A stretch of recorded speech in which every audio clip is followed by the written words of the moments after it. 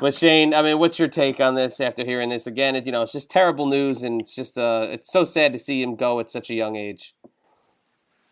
Amen. I mean, it's we're another one of these bad spurts, right? We've gotten used to these in the past, or as used to them as you can get, and now it seems like we're in another one of those bad down periods. With how many in the last few weeks alone. But Jim, like for me, it was one of those guys that when I first went into the WWF in '86 to get some experience, Dominic sent me and Mick and a bunch of us up. Jim was one of the guys that very quickly had such an outgoing personality and had no airs about himself. It wasn't like, I can't talk to those kids, I'm a big star, which a handful of guys were like that. Jim was, came over and would ask, is there anything you need? Are you comfortable? Do you know who you're wrestling? And almost like he was helping direct traffic. And for young kids like us that were afraid to open our mouths, that was very welcomed. And I'd always gotten along fantastic with Jim. What always amazed me about it, at that time, I wasn't familiar with Jim's background, having played in the NFL with the Oakland Raiders. And, look, anybody that makes it to the NFL, that's saying something, because that's like a sliver of the best athletes in the world make it to that level. I mean, how many people that were great college football players never cut it in the NFL? But that Jim did and had that experience, and then translated that over. So few of those are able to make the transition, either from like shoot wrestling or other professional sports. And Jim, having been trained by Stu, and having been raised around the Hart family, and of course marrying Ellie, and partnered up with Bret. There was a lot of chemistry there. And to me, like, as a tag team, especially like in the 80s and 90s, it got to the point where like both guys had looked like each other and wrestled like each other, and out of that sort of paradigm. But suddenly here you have this big bull of a guy with an athletic looking wrestling machine, Bret Hart, and together their chemistry was so perfect. They would have some really incredible matches. Jim wasn't one of those guys that you ever thought of as a technician, but wrestling is so much about chemistry, and the chemistry between he and Bret was so perfect. And I'm sure that had to do with them, being brother-in-laws and trained together and all of that. But there's something more that transcended there. That sometimes the chemistry in the ring, you could hope for it and put two guys together that you think, or two women together that you think are going to be fantastic. And on paper, it looks like it will be, and somehow it just doesn't translate. That was not the case with the Hart Foundation. Bret and Jim had an incredible chemistry, and Jim really was able to evoke a character on screen that was compelling to watch. Whether it be him pulling his beard, or that laugh that he had, and the way he stood there. You'd listen to, even in that era when wrestling was sort of going, sort of towards the entertainment side, you believed Jim Neidhart when he said something. If he said he was going to kick your ass, you believed that he was going to kick your ass. And, the difference, like you said about his promos, like for me, I was always a guy that really loved watching promos, and the ones that were good at it. Jim's one of those guys that you don't typically put in when you start talking about great promo guys on the stick. But if you go back and you watch his promos in the system that was the WWF at that time, Jim the Anvil Neidhart was perfect. And the Hart Foundation, I believe, is one of the biggest reasons that the WWF then went to the heights that it did, because that whole generation, but those guys stood out among that generation of incredible performers.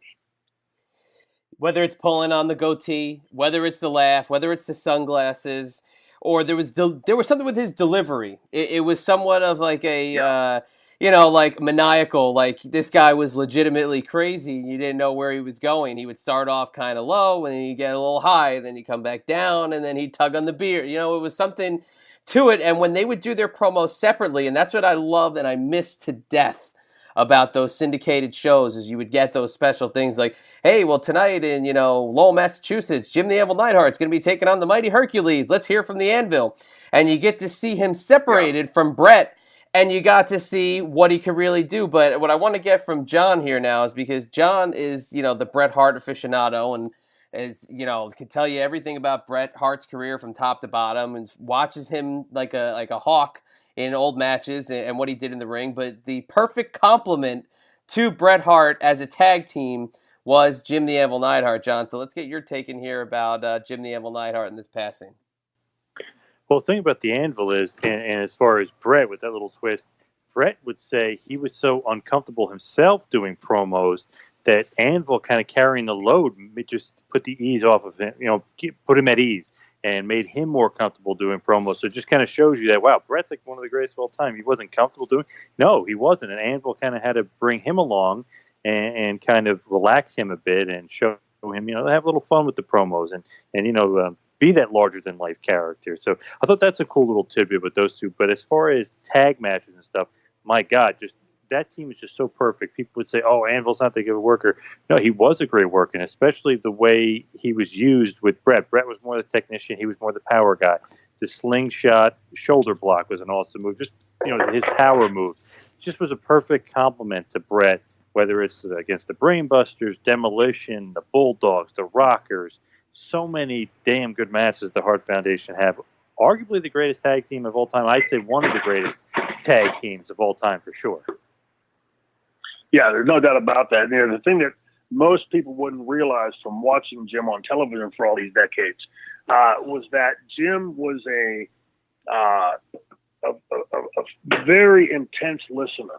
So, like, when you'd sit and talk to him, he would be sitting there listening intently to every word you were saying, tugging on the goatee and listening. And when you were done, he would look at you and ask you some really prescient question, follow up on what you just said. So so different from the character he played on screen. That again, I don't think many people would realize that. I'd probably be surprised to hear that about Jim. But I always took Jim as being a very intense guy, but not so intense that he was just ready to start jumping over. You're in the middle of a sentence and he's going to jump over his question. He would wait, almost like in a polite fashion, until you were finished, and then he would shake his head and like thinking through what you just said. And then he'd ask you some really on the mark question about what you had just said. Just like to underscore the fact that I heard what you said and now I'm going to follow up with this question. Just very different from his on-screen character. It's really cool. Now, Shane, before we get into some of the stuff we have on the run sheet, did you guys ever work, you and the Anvil? Did you ever get in there and scrap with the big ox? No, never had a singles match with him. I think, if I'm not mistaken, I may be wrong on this, but I seem to think that whenever I was filming with Marty for the New Rockers when Sean was off hurt with a knee injury, I think we had a Dark House match with them. I believe. For some reason, it scratches in the back of my head, but no, we never worked any long programs, although we were oftentimes in the same company as one another. Never had the privilege of working any kind of program with them. And before we move on, I just want to say, like, to Nadia and the entire family, Bret, for everybody. I mean, my deepest and sincerest condolences go out to the family.